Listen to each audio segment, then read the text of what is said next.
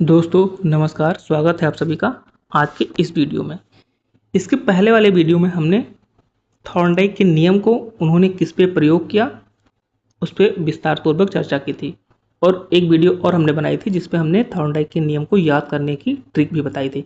तो अगर आपने वो वीडियो नहीं देखा है तो आप प्लेलिस्ट में जा करके नियम को समझ सकते हैं तथा नियम को याद करने की ट्रिक भी समझ सकते हैं। आज हम कुछ ऐसे इंपॉर्टेंट पॉइंट के बारे में बात करेंगे जो कि एग्जाम में बहुत ही पूछी जाती है, तो हम उसी के बारे में आज बात करेंगे।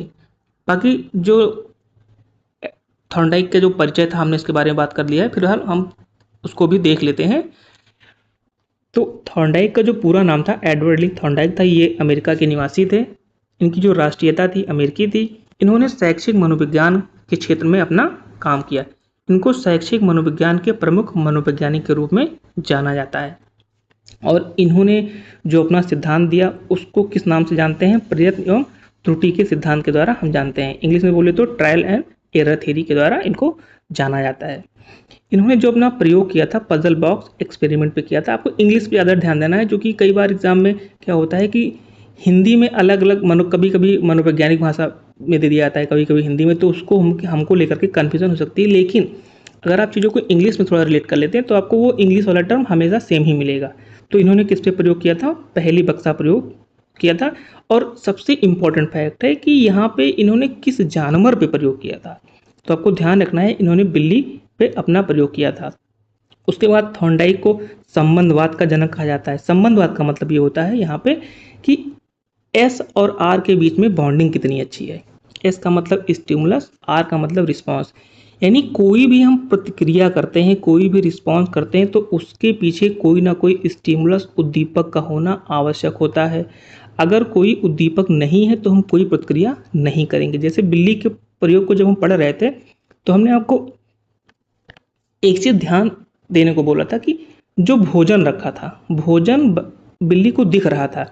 अब आप खुद ही सोचिए, अगर भोजन बिल्ली को नहीं दिखता तो उसको क्या पता था कि मैं दरवाज़ा तोड़ के जाऊं या खोल के जाऊं तो हमें भोजन मिल जाएगा। इसलिए हमें कोई प्रतिक्रिया करने से पहले हमें वहाँ पे उद्दीपक का होना आवश्यक है। हम बहुत पढ़ाई करते हैं लेकिन हमारा रिजल्ट ना आए, ये हो कि हमें ऐसे ही पढ़ना है, तो मोस्टली लोग पढ़ना बंद ही कर देंगे। इसलिए हमें रिजल्ट मतलब मिलने के लिए पढ़ना पड़ता है। रिजल्ट नहीं मिलेगा तो हम नहीं पढ़ेंगे। इसी को कहते हैं उद्दीपक। जब तक हम कोई प्रतिक्रिया नहीं करेंगे तो उद्दीपक यानी उद्दीपक के बिना हमारी कोई प्रतिक्रिया नहीं होगी। इन्होंने इसको एस और आर के बीच में जो बॉन्डिंग है इसी को इन्होंने क्या बताया? संबंधवाद बताया। इंपॉर्टेंट है। बाकी हम आने वाली वीडियो में और भी अच्छे तरीके से बात करेंगे। फिलहाल अभी यहाँ पे हम इतना ही समझते हैं। उसके बाद इनका जो मुख्य मुख्य योगदान था ये भी इंपॉर्टेंट है, एग्जाम में पूछा जाता है। इन्होंने वैज्ञानिक और प्रयोगात्मक दृष्टिकोण से अध्ययन किया। किस चीज़ का अध्ययन किया? कि हम किसी चीज़ को कैसे सीखते हैं। साइंटिफिक तरीके से इन्होंने इसको प्रूव किया कि हम किसी चीज़ को कैसे सीखते हैं। इन्होंने अधिगम वक्र, पहले वीडियो में हमने बात कर लिया, उसके बारे में इन्होंने ही बताया। इन्होंने इंटेलिजेंस टेस्टिंग, बुद्धि परीक्षण के विकास में महत्वपूर्ण अपना योगदान दिया। इन्होंने मापन, मूल्यांकन एवं वस्तुनिष्ठ परीक्षण को भी बढ़ावा दिया। हम आने वाली वीडियो में जब अपनी आगे वाली क्लास करेंगे तो वहाँ पे मापन, मूल्यांकन, इसके बारे में बहुत ही डीप तरीके से समझेंगे। तो ये इंपॉर्टेंट टॉपिक भी है। इन्होंने ट्रांसफ़र ऑफ लर्निंग के लिए आइडेंटिकल एलिमेंट्स थ्योरी दिया। इसका मतलब ये होता है कि हम कोई काम कर रहे हैं, अगर इससे मिलता जुलता कोई भी कार्य हमने पहले किया है तो उस कार्य का प्रभाव इस कार्य में पड़ेगा। जैसे हम समझते हैं कि मान लेते हैं कि आप किसी रास्ते में जा रहे हैं, कहीं रास्ते पे जा रहे हैं, आपको वहाँ पे ठोकर लग गई या चोट लग गई तो आप क्या करेंगे? अगर आपको पहले इसके पहले कहीं चोट लगा है या कोई दिक्कत हुई है तो आप पहले से उसकी व्यवस्था करके रखेंगे। अपने हर कार में हर जगह फर्स्ट एड बॉक्स होता है। तो सबसे पहले आप क्या करेंगे?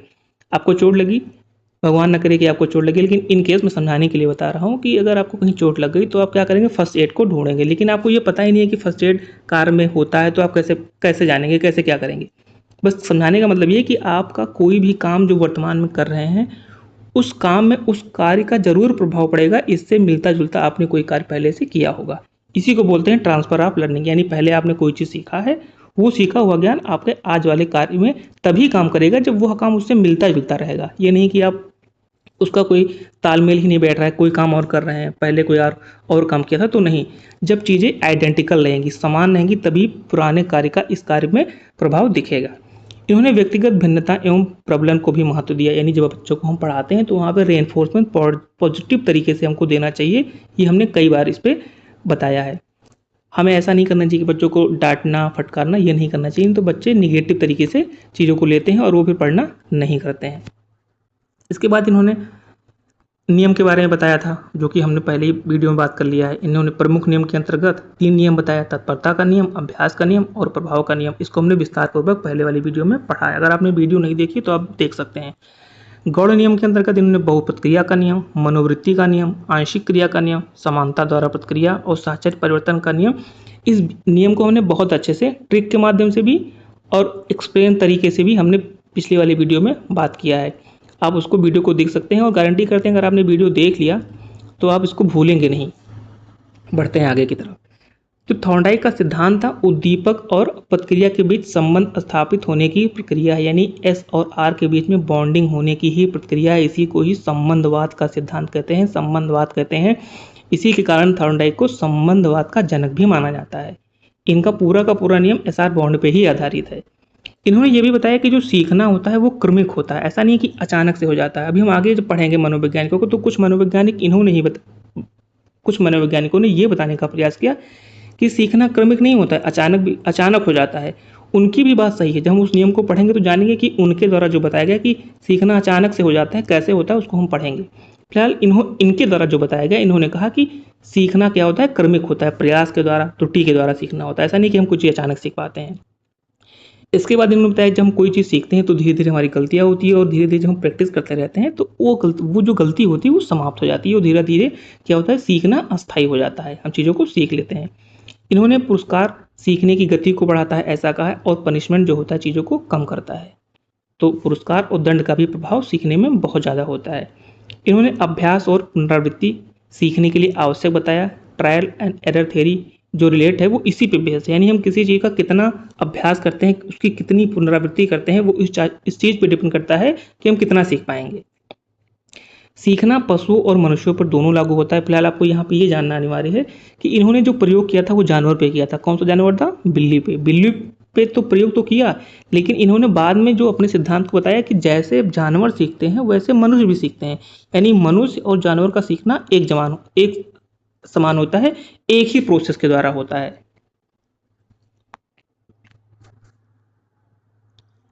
उसके बाद इन्होंने संबंधवाद का प्रतिपादन किया, जो कि हम बात कर ही चुके हैं। स्प्रेड ऑफ इफेक्ट की अवधारणा दी।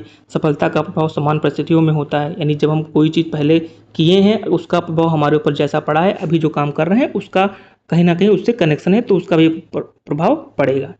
इन्होंने लॉ ऑफ एक्सरसाइज को संशोधित कर कहा कि केवल अभ्यास ही नहीं प्रबलन भी आवश्यक है। ये इंपॉर्टेंट है, पूछा जाता है किसने ऐसा कहा कि केवल अभ्यास ही नहीं बल्कि प्रबलन आवश्यक है, तो आपको यहाँ पर ध्यान रखना है। इन्होंने ये तो कहा कि हाँ एक्सरसाइज करने से इंपॉर्टेंट था, बाद में इन्होंने इस पर संशोधन किया कि नहीं अभ्यास तो करना ही चाहिए, लेकिन अभ्यास के साथ साथ हमें अगर पुनर्बलन यानी रेनफोर्समेंट नहीं मिलता है तो हम चीज़ों को नहीं करते हैं। इसलिए बच्चों को पढ़ाने से ज़्यादा हमें उनको मोटिवेट रखना आवश्यक होता है, तभी चीज़ों को वो करते हैं।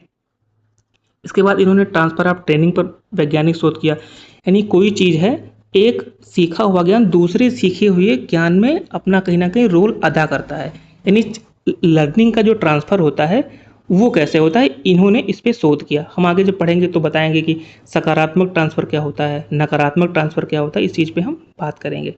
इन्होंने बिलोंगिंगनेस के बारे में संबंधता की अवधारणा का उल्लेख किया। ये भी कहीं ना कहीं एस आर बॉन्ड को ही बता रहा है। ये पूरा का पूरा जो इनका नियम है वो एस आर बॉन्ड पे ही आधारित है। संबंधवाद का मतलब ये होता है कि जब हम कोई चीज़ करते हैं वही वाली बात है कि जब कोई चीज़ कर रहे हैं, अगर इससे रिलेटेड, इससे संबंधित कोई चीज़ पहले हमने की है तो वो उस चीज़ का प्रभाव यहाँ पे भी पड़ेगा। यही है संबंधवाद। इन्होंने शिक्षा में मापन और सांख्यिकी स्टैटिस्टिक्स के बारे में उपयोग को बढ़ावा दिया। इनकी प्रसिद्ध पुस्तक एजुकेशन साइकोलॉजी है और एनिमल इंटेलिजेंस है, जो कि हमने वीडियो में पहले भी बात किया है।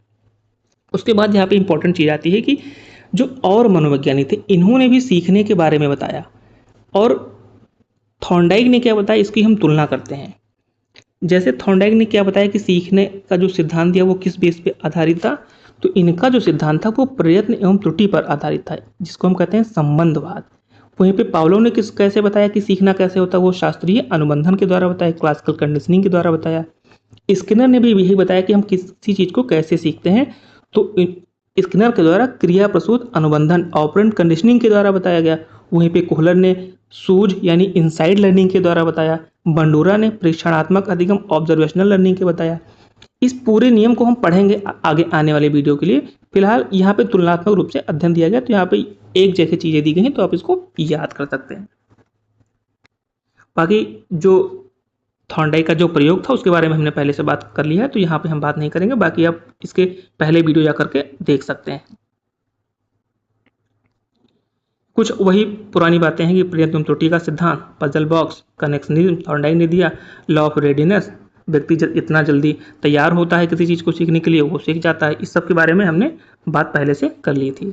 लॉ ऑफ एक्सरसाइज ये बताता है कि अभ्यास से सीखना सुदृढ़ होता है, मजबूत होता है। लॉ ऑफ इफेक्ट, जैसा हम कोई काम कर रहे हैं उसका प्रभाव हमारे ऊपर जैसे पड़ेगा हम आगे उसी तरह उसको रिस्पॉन्स करेंगे। सीखने के लिए तैयार है कि नहीं है वह इस बात पे डिपेंड करता है कि हम जो काम कर रहे हैं कि उसका प्रभाव हमारे ऊपर कैसा पड़ रहा है। जैसे हम कोई चीज़ पढ़ा रहे हैं, अगर आपको समझ में आ रहा है तो आप अच्छे तरीके से मोटिवेट हो रहे होंगे, अदरवाइज समझ में नहीं आ रहा है तो आपको फालतू लग रहा होगा। उसके बाद आइडेंटिकल एलिमेंट थ्योरी, ये भी थॉर्नडाइक ने दिया, इसको हमने बता ही दिया है। लास्ट में सीखना छोटे छोटे चरणों में होता है, अभ्यास और प्रबलन से अस्थायी हो जाता है, ये सबको पता है। तो ये थी कुछ इम्पॉर्टेंट बातें थॉर्नडाइक को लेकर के क्योंकि हमने बात की।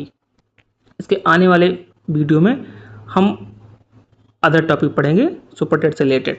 बाकी आपको वीडियो कैसी लगती है, अपना पॉजिटिव फीडबैक या भी जो भी जैसा भी आपको लगता है कि वीडियो कैसी है, आप उसको कमेंट सेक्शन में जा कर के कर सकते हैं।